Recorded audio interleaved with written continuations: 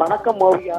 தூத்துக்குடி மாவட்டம் திருச்செந்தூர் கடற்கரையானது மாதந்தோறும் அமாவாசை மற்றும் பௌர்ணமி நாட்களில் கடல் உள்வாங்குவதும் பின்னர் அந்த நிகழ்வு முடிந்த பின்னர் கடல் சாதாரண நிலைக்கு திரும்புவதும் வழக்கமான ஒரு நிகழ்வாக தான் உள்ளது.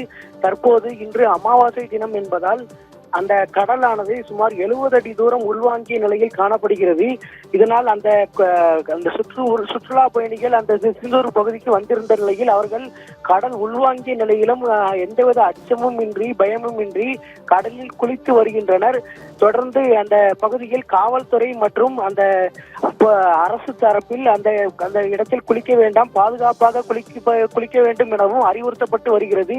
இந்த நிகழ்வு தொடர்ச்சியாக மாதந்தோறும் நடக்கும் ஒரு நிகழ்வாக இருந்தாலும் இந்த ஆபத்தான நிலையில் இருப்பதால் அந்த சுற்றுலா பயணிகள் அங்கு எந்தவித அச்சமும் இன்றி குளித்து வருகின்றனர். தொடர்ந்து 70 அடி தூரம் கடல் உள்வாங்கிய நிகழ்வு அந்த பகுதியில் பரபரப்பை ஏற்படுத்தியுள்ளது ஓவியா.